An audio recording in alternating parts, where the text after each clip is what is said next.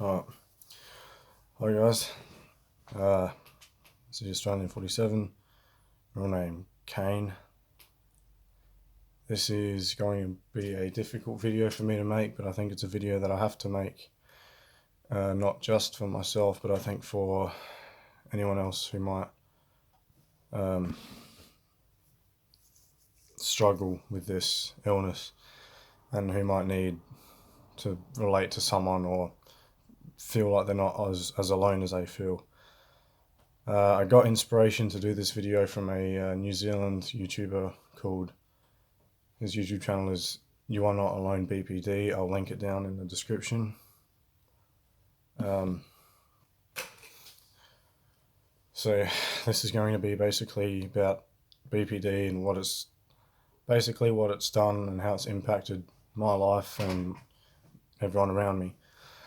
So I guess we'll start from the get-go, childhood. There's a lot of mental illness in my family genetically. My mum has clinical depression, borderline personality disorder. Also had agoraphobia, and her mum had a lot of bad symptoms as well of multiple things. So basically, yeah, it's just bad. I'm not sure about my father. I think I've heard at one point he was diagnosed with depression, but I'm not sure. So I was a smart kid. I was getting A's and B's, usually A's. I'd be getting awards at the end of the year. I didn't really realise at the time because my parents were hiding it, but my mother, because of the mental illnesses and substance abuse disorder and a whole lot of other things that were going on that I wasn't aware of because I was a kid. She was drinking a lot, mixing with pills. A lot of things were going on that they were hiding from me, if that makes sense. Which I appreciate because it gave me a good childhood. I always had a roof over my head. Even though there was always something sort of going on, I at least was able to eat. I was a very manic kid, so I'd grab a camera and I'd record myself doing stupid crap, just running around screaming at the camera and whatever. I've never really had that many friends. I got, growing up, probably had about 3 best friends at max. So I'd just record, stupid videos with those guys. And I didn't really feel any symptoms of it for a while. I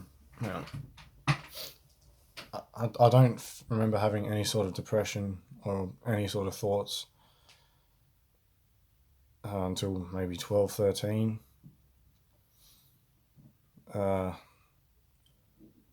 There's a lot of my childhood that I don't remember, and I don't know why. Because I didn't do drugs or drink anything until I was 18. So even, I just don't remember a lot of my childhood, and I was, moving houses every 2-3 years. The family car was always changing. My relationships are always changing, like with the family growing up and friends and different situations and everything. So there was never a real sense of stability, and there still isn't, but I'll get to that. So anyway, maybe around 12, 13, my parents were together for about 28 years, but my father was starting to get really sick. It's a pulmonary hypertension, it's called, where basically he can't walk too far, too fast, or for a long period of time, he can't run. Just basically hard to breathe, and he has to be on oxygen a few times a day. But basically, because of his health and because of the situation with my parents and mum's drinking and pill popping and all the weird things, because she'd do things like try to turn the TV on with a shoe or try to light the stove with the remote, things like that, and wouldn't remember. get it on camera and everything, but she wouldn't have any idea, like wouldn't have any recollection of it. So, yeah, so Dad had to leave because he was getting too stressed out, and so he moved to Melbourne, and I didn't want to go with him, even though I sort of knew the situation with Mum. I wanted to stay with my friends and stay at my school, stay where I'm comfortable, because I don't like change. I hate it, even though everything's always changing, and life's nothing without change. But any sort of change gives me immense amount of dread, and yeah, it's the anxiety of the dread of that, the fear of the unknown for me is for a lot of BPD sufferers, it just goes through the roof. Just the anxiety, So anyway, so yeah, my dad had to leave, so then we couldn't afford the house we were staying at, so we moved into a unit, which was luckily literally right next to my high school, so I could jump the fence if I had to. And everything was all right. Year eight, I guess because of growing up, puberty, and dad leaving and things, I started to dip in grades, like get D's and C's and D's and E's, maybe one E, and I didn't really care that year, but then I started to pick up again until about the end of year 11, or no, around about, yeah, start of year 11, because, hang on, sorry.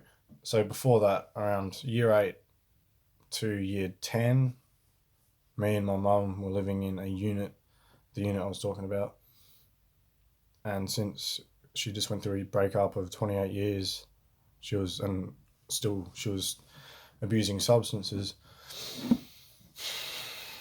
It became pretty bad because it was just her and I was just growing up, and it was so quick, so I had to sort of take the parent role for a while, like go over to the shops, bring the shopping trolley back, which you can't really do anyway. But I just basically had to grow up quick, people say. Um, so yeah, I was never really into, because seeing all the things I was seeing, with not just my mum but my older brothers and everything, and all the things I've seen, I, I swore to myself when I was about 15, 16 that I would never become an alcoholic. Um, so yeah, mum would still be drinking. There was an occasion where she was pulled over, drunk driving, tripled 3 times over the limit, I think, something like that. So the car got impounded, and then that's why I had to walk over and do shopping, things like that. And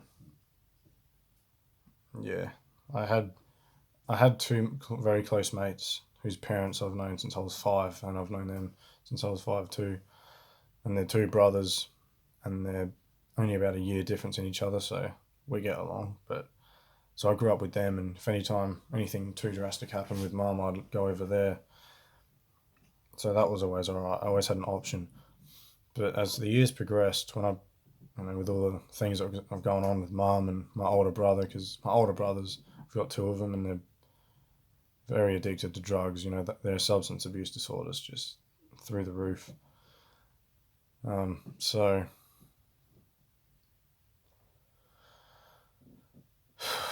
I also have another brother and another sister on my dad's side, because they're all half siblings, and I don't see them. So I don't know. They're probably the same. I wouldn't know. I don't know much of my family, actually. I only know my parents and a couple cousins and my siblings, sort of. So I've always sort of felt alone. I didn't grow up with a brother or anything. I didn't grow up with a big family. I got a lot of uncles and cousins and things like that, but they're all in Darwin, you know, Alice Springs, Victoria, wherever, and probably don't even know I exist. Sometimes it feels like that. I mean, yeah. So it just puts on extra loneliness on top of the feelings of the BPD. Anyway, so in high school, I was never, in school in general, I was never I was that quiet kid, I guess, who always had earphones in. the metalhead that always was walking around earphones in. Didn't have that many friends, didn't converse much, made a few jokes here and there, made people laugh sometimes, but basically just went to school, did the work, didn't care if I got a C or a B or whatever, just made sure I did it. And yeah, there's a lot of high school I don't remember as well because I just didn't care. I was just, it's like dissociation through the whole thing. It was just autopilot, I suppose, which happens a lot. Because my mind, another thing, I don't know if this happens to a lot of other people, but with my BPD, I feel my mind is always racing all the time about anything. Positive, negative, neutral. I can never just be still. I'm always fidgeting. I'm always pacing, and that's one of the reasons that led to me becoming an alcoholic at 18, which I'll get to. So yeah, high school, got through that, graduated just averagely. Didn't really get a high SACE score or anything. Didn't go to college. Didn't go to uni. I got no idea what I want to do with my life. I'm 21, which people say, oh, you're still young, you got time, but I've got my other mates, my best mates. One of them's on the other side of town doing a successful uni course and has a very promising future ahead of him, and the other one has now had a kid and is going to get married. So I never really see any of them that much, either of them. And when I do, because of all the help that, because of them and their family helping me out when I was growing up, I don't talk to them about serious stuff that much because I don't want them to leave me too. Because I've had so many people leave me over so many different reasons. Either me being too clingy or impulsive, whatever the case may be. I've had more than 10 friends just block me or delete me or just stop talking to me in general. So yeah, about year 11 in high school, going back again, about 2015, so I was 17. We moved in with my oldest brother, who was about 37 at the time, I think. He was a very major alcoholic and on whatever drugs, and his wife as well. So he was a brickie, like a labourer, and every time he knocked off, he'd have a bottle of fortified wine, which is like 11 standard drinks, or two of them. And he'd call it his bot, like a baby's bottle. It's, yeah, a bit cringy, a bit sadistic too, because he'd get drunk and he'd laugh at his wife and headbutt her. He'd say disgusting things and do disgusting things. Just the abuse.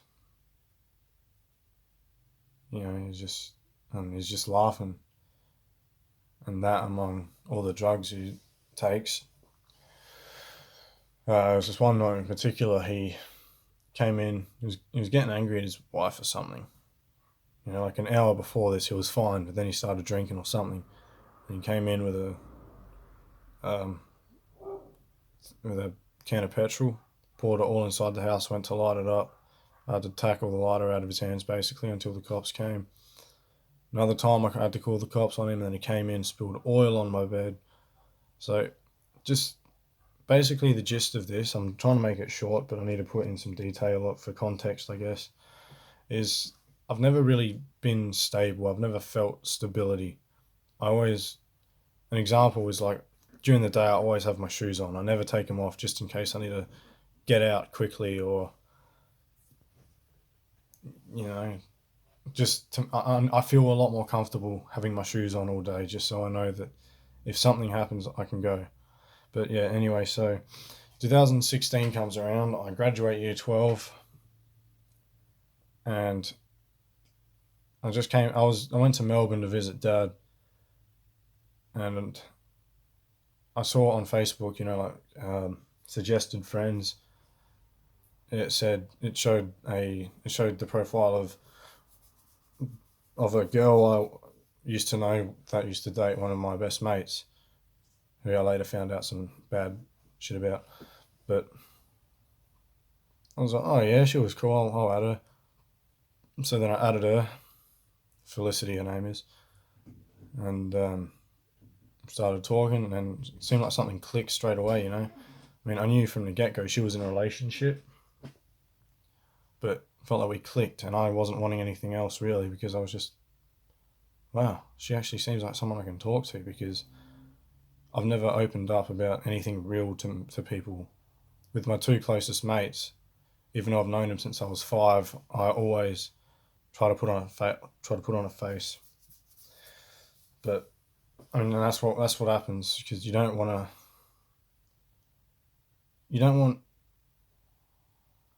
to tell people in case they still have the stigma around mental illness, because people with it have bad self-esteem usually, and then when someone else reinforces that by saying, oh, you're a head case, you're a lunatic, it can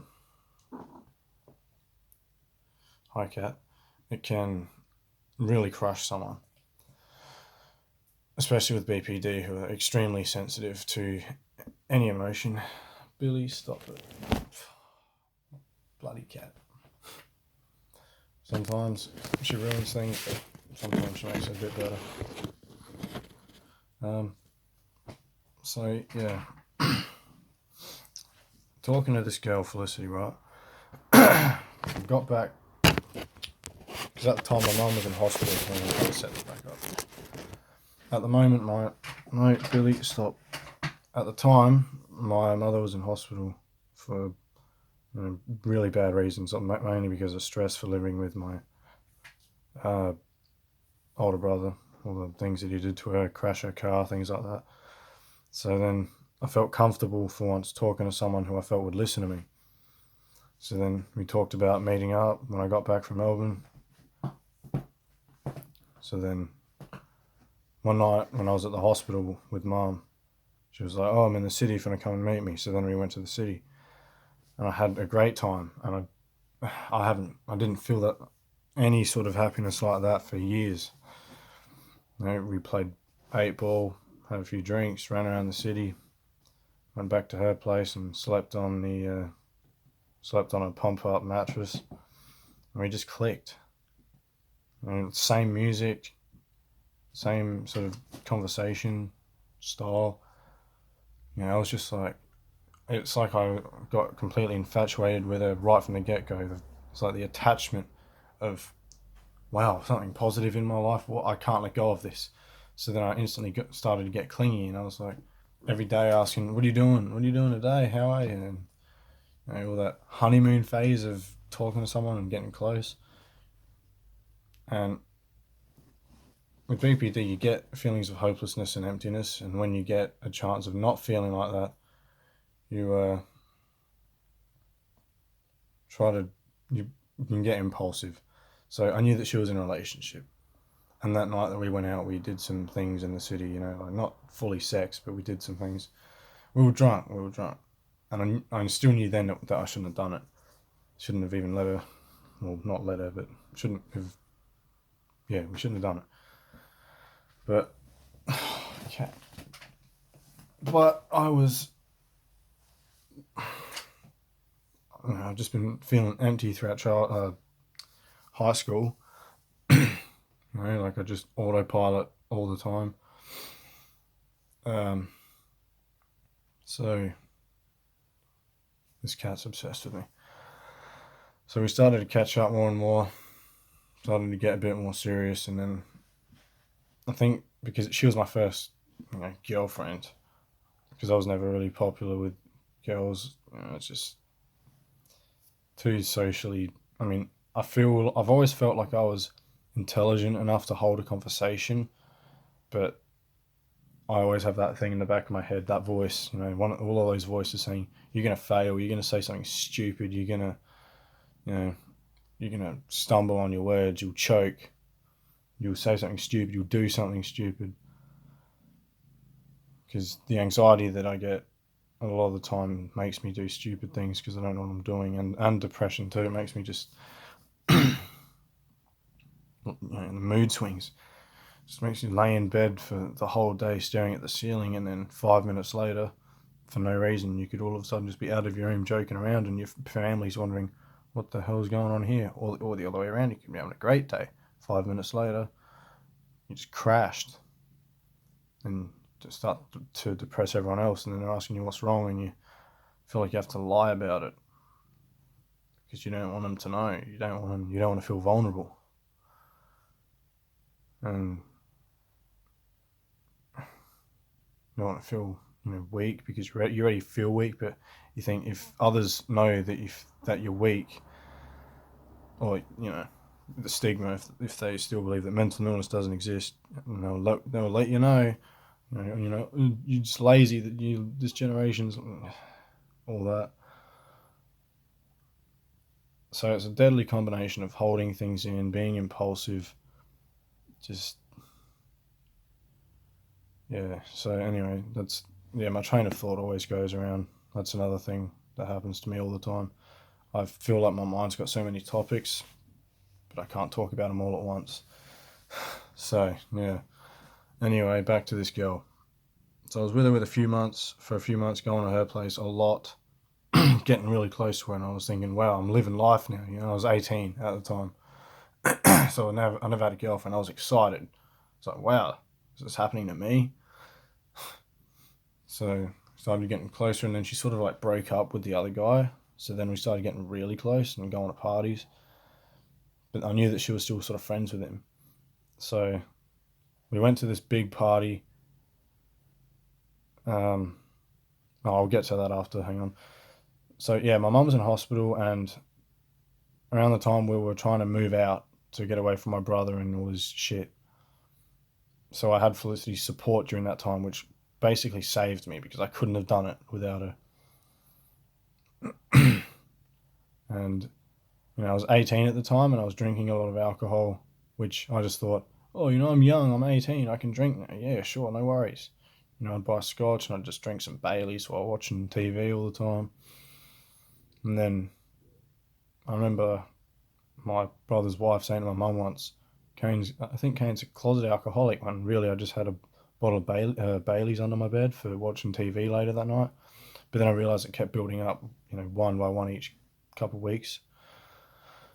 But it was never really anything bad then. But then around September, Mum was still in hospital, and we're about to move out with my brothers, and I was getting stressed out. I was thinking, oh, what if he does something? What if he smashes Mum's new car, or what if he gets all violent? So the morning before, I had a cask of white wine, which had about 30 standard drinks. I sculled probably at least 22 standard drinks worth. And then, because I needed that confidence, there was no way I could have done it without it. I had to go in the house to get my stuff to move to the new place. Because we had to, this was on the moving day I'm talking about, sorry. And Mum had a police escort, but I wanted to go in first. And I just went in, I got my stuff, I was feeling the confidence, and I felt like if he started something, I could take him on. I had music blaring from my room and everything.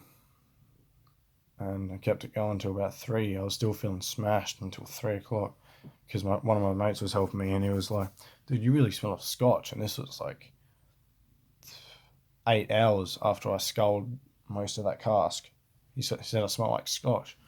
So we got everything moved in here that day, and then, yeah. But then me and Mum were feeling the effects of the abuse that we were getting. And there's a lot more, but I won't go into that. There's no need.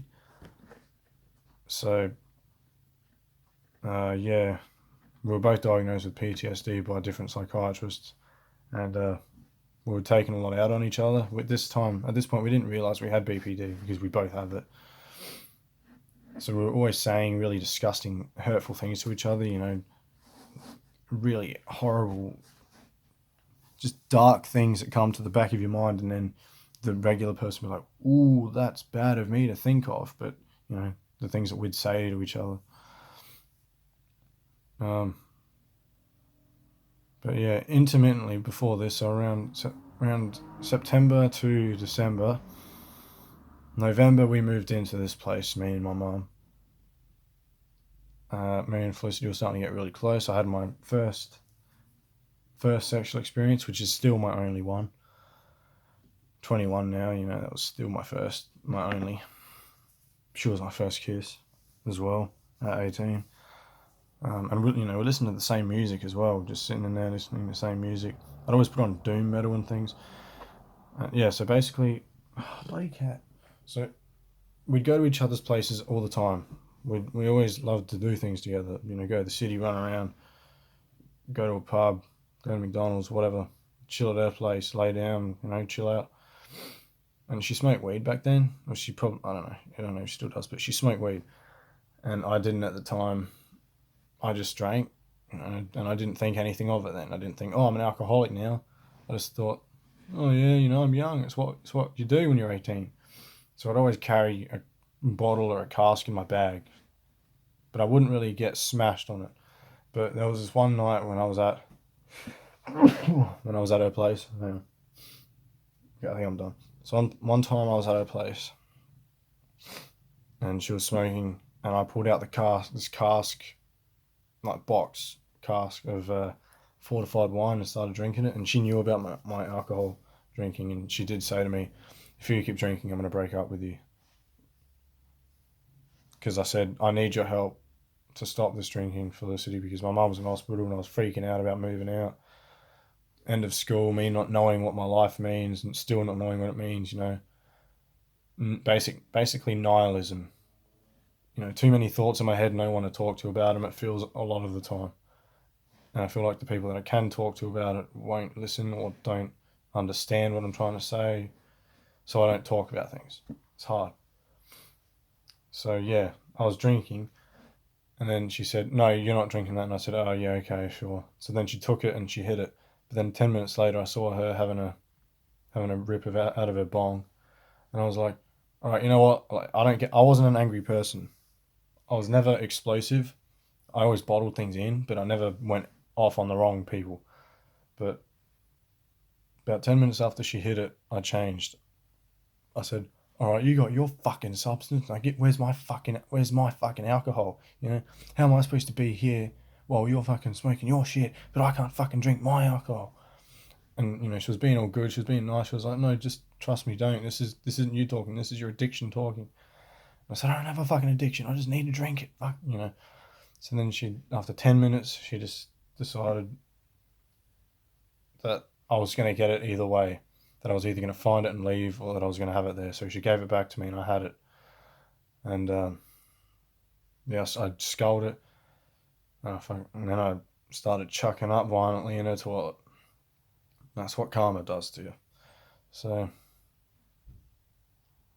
felt like an idiot. She had to help me, and I had to lie down for like 6 hours. I felt so disgusting. I was apologizing to her. I was like, sorry, please don't leave me, please don't. I was so clingy that night. I felt so terrible.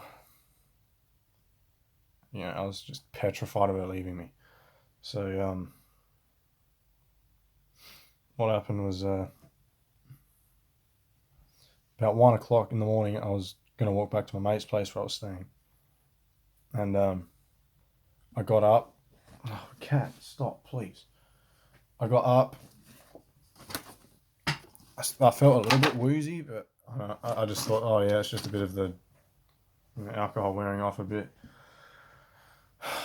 So, I just walked down the street and